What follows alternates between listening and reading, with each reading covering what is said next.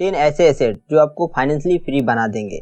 जैसा कि आप जानते होंगे कि एसेट वो चीज़ होता है जो आपकी जेब में पैसा लाकर डालता है।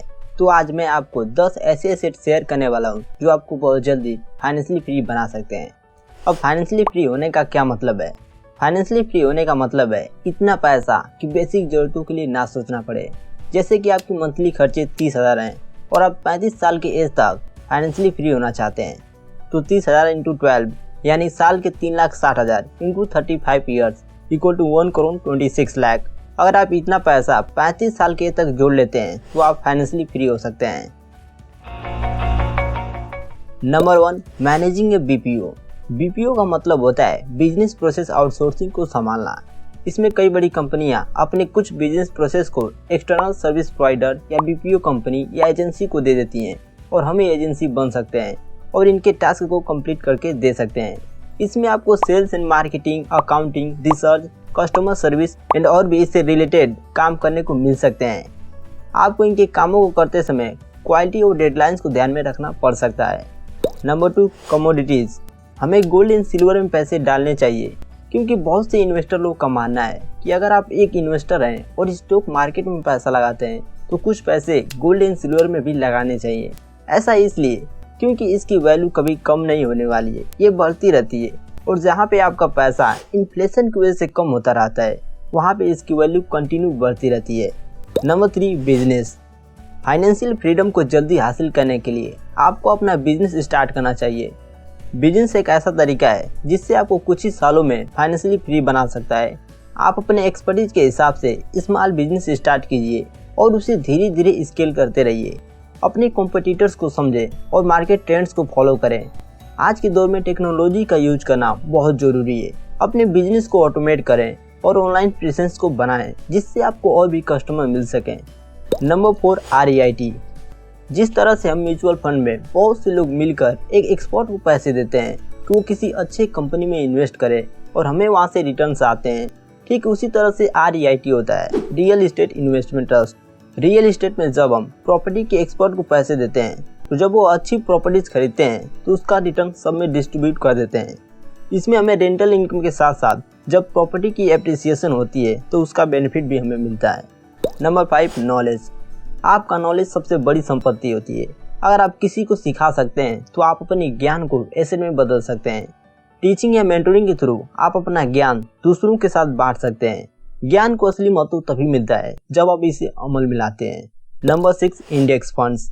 इंडेक्स फंड हमारे लिए एक आसान तरीका हो सकता है अपने पोर्टफोलियो में डाइवर्सिफाइड एसेट बनाने का। इंडेक्स फंड के थ्रू एसेट बनाने का आइडिया जनरली लॉन्ग टर्म पर बेस्ड होता है। इससे आप मार्केट के फ्लक्चुएशन से बच सकते हैं और कंपाउंडिंग के बेनिफिट्स को भी एक्सपीरियंस कर सकते हैं। सबसे पहला कदम होता है एक सूटेबल इंडेक्स फंड चुनना। इंडेक्स फंड काम करता है एक स्पेसिफिक मार्केट इंडेक्स के परफॉर्मेंस को रिप्लिकेट करके, जैसे कि निफ्टी 50, सेंसेक्स या फिर किसी स्पेसिफिक सेक्टर का इंडेक्स। Number 7, affiliate marketing. अगर आप मार्केटिंग में अच्छे हैं लेकिन आपका अपना प्रोडक्ट नहीं है तो आप किसी और के प्रोडक्ट को सेल कर सकते हैं और वहां से कमीशन अर्न कर सकते हैं। एफिलिएट मार्केटिंग एक ऐसा तरीका है जिसमें आप किसी और कंपनी के प्रोडक्ट को प्रमोट करते हैं और हर सेल या लीड पर कमीशन कमाते हैं। आपको कुछ अच्छे एफिलिएट प्रोग्राम ज्वाइन करना पड़ेगा।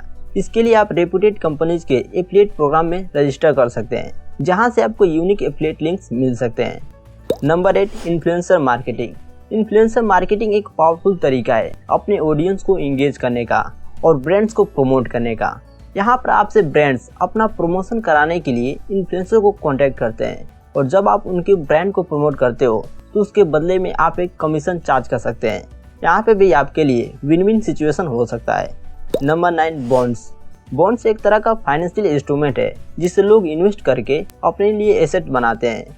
बॉन्ड एक लोन होता है जो आप किसी कंपनी या गवर्नमेंट को देते हैं और वो आपको फिक्स इंटरेस्ट रेट के साथ एक स्पेसिफिक टाइम पीरियड के लिए इंटरेस्ट रेट के साथ वापस करते हैं।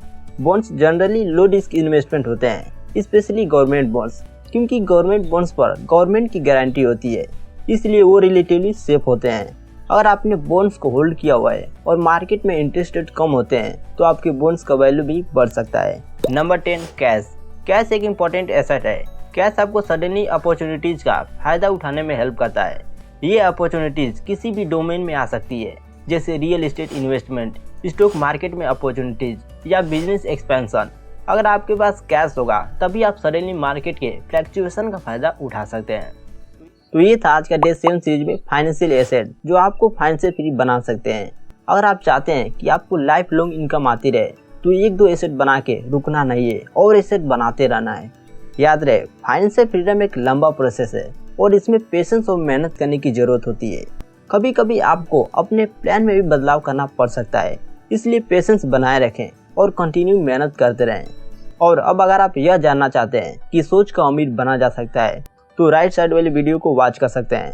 तो फाइनली अगर आपको ये सीरीज अच्छा लगा हो तो इसे लाइक करें और अपने फ्रेंड के साथ शेयर करें। एंड इस सेल्फ मेड माइंडसेट चैनल को सब्सक्राइब करके नोटिफिकेशन ऑन कर लीजिए, जिससे कि आपसे कोई भी सीरीज मिस ना हो जाए। तो इसी तरह सीखते रहें, अपने स्किल को इम्प्रूव करते रहें एंड उसे इम्प्लीमेंट करते रहें। फिर आपसे मिलते हैं एक नए टॉपिक के साथ।